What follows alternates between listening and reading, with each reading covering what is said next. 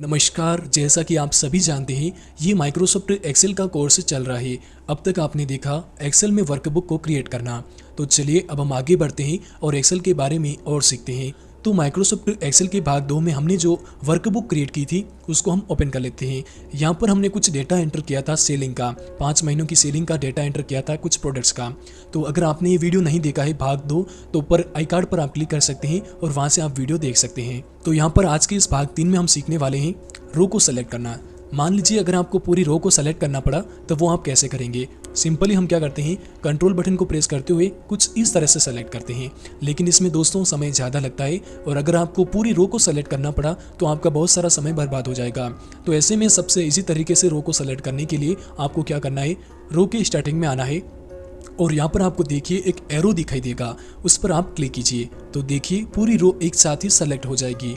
और इसी तरीके से अगर आपको पूरा कॉलम सेलेक्ट करना पड़ा तो भी आप कर सकते हैं। कैसे, तो देखिए ऊपर जाइए कॉलम के ऊपर और वहाँ पर आपको एक नीचे की तरफ आता हुआ एक एरो दिखेगा, उस पर आप क्लिक कीजिए तो कॉलम भी सेलेक्ट हो जाएगा। तो चलिए अब हम आगे बढ़ते हैं और आपको बताते हैं कि आप कॉलम की चौड़ाई को कैसे बढ़ा सकते हैं।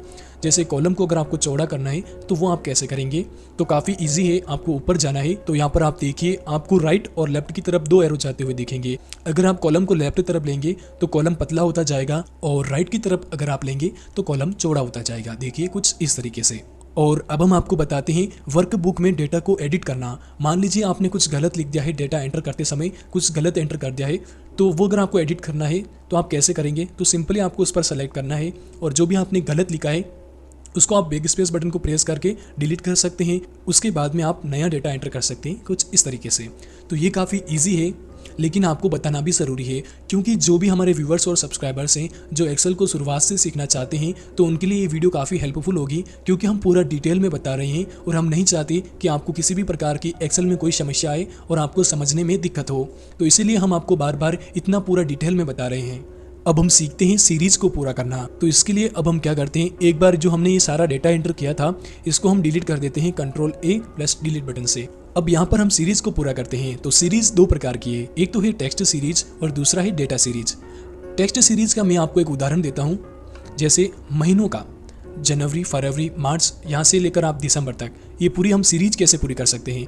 तो सिंपली अगर आपको सीरीज को पूरा करना पड़ा तो वो आप कैसे करेंगे, तो आप ऐसे लिखेंगे, पहले तो जनवरी, फिर फरवरी, फिर मार्च, फिर अप्रैल, इस तरह से आप लिखेंगे। तो इसमें दोस्तों समय की बर्बादी होगी, समय ज़्यादा लगेगा और आपको मेहनत भी ज़्यादा करनी पड़ेगी। तो इसलिए हम आपको बता रहे हैं सीरीज को पूरा करना। तो इसमें आपको एक फैसिलिटी मिलती है कि आपको इतना लिखने की ज़रूरत नहीं है, एक्सेल का आपको यही फ़ायदा मिलता है। तो वो आप सीरीज को पूरा कैसे करेंगे, तो देखिए आपको यहाँ पर एक कॉर्नर पर आना है और एक प्लस का निशान दिखेगा, उसको आपको क्या करना है, ड्रॉप करना है। जैसे हम नीचे लेते जाएंगे, जितने भी महीनों की सीरीज आपको पूरी करनी है, 5 महीनों की, 6 महीनों की या फिर पूरा दिसंबर तक 12 महीनों की, तो यहाँ पर लगाकर आप ड्रॉप कर दीजिए।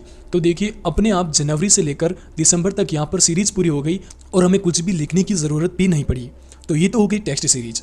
अब हम सीखते हैं डेटा सीरीज। डेटा सीरीज में हम देखिए डेट को ले सकते हैं, मंथ को ले सकते हैं और ईयर को भी ले सकते हैं। तो इसमें क्या होता है, एक्सेल में पहले आता है मंथ, उसके बाद में आती है डेट और उसके बाद में आता है ईयर। तो यहाँ पर हम सबसे पहले मंथ लिखेंगे। मंथ है जनवरी, डेट हम लिख देते हैं 20 और ईयर हम लिख देते हैं 2018। बीच में आपको स्लेश लगाना पड़ेगा। तो यहाँ पर आपको फिर से वही प्लस दिख रहा होगा, तो वो आप यहाँ से लेकर आइए नीचे तक जहाँ पर आपको सीरीज पूरी करनी है और वहाँ पर लगाकर आप छोड़ दीजिए।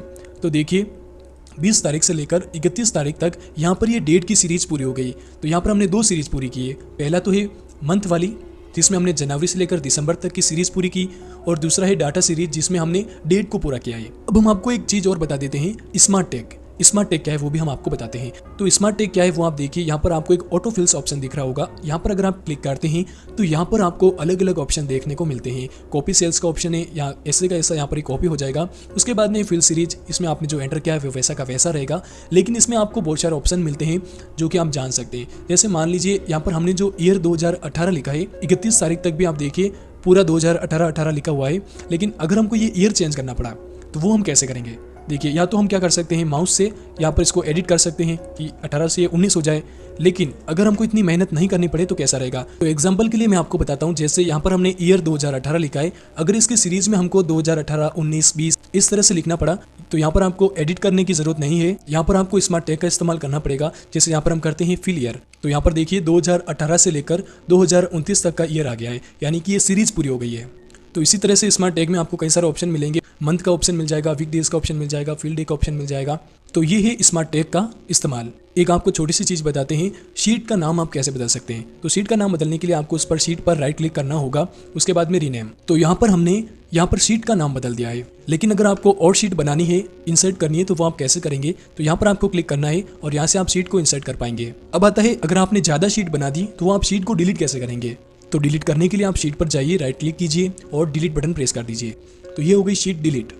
तो दोस्तों, आज की इस वीडियो में बस इतना ही था। माइक्रोसॉफ्ट एक्सेल के भाग 3 में हमने सीखा रो को सेलेक्ट करना, कॉलम की चौड़ाई को बदलना, वर्कशीट में डेटा को एडिट करना और साथ ही सीरीज को पूरा करना और स्मार्ट टैग का इस्तेमाल। ये सब आज के इस भाग 3 में हमने सीखा है। दोस्तों, हमारा उद्देश्य है वीडियो चाहे कितने भी बन जाए एक्सेल के, लेकिन हम आपको एकदम सरल भाषा में सिखाएंगे ताकि आपको एक्सेल से जुड़ी किसी भी प्रकार की कोई समस्या ना आए और आप आसानी के साथ हमारे वीडियो देखकर सीख पाए। तो दोस्तों, अगर फिर भी आपको कोई समस्या हो रही है एक्सेल में, तो आप वीडियो के नीचे कमेंट कर सकते हैं। तो उम्मीद करते हैं आपको हमारा ये वीडियो जरूर से पसंद आया होगा। अगर वीडियो पसंद आया है तो लाइक कीजिए, शेयर कीजिए और हो सके तो हमारा चैनल सब्सक्राइब करना बिल्कुल ना भूले। बहुत जल्द मिलेंगे माइक्रोसॉफ्ट एक्सेल के भाग 4 के साथ। नमस्कार।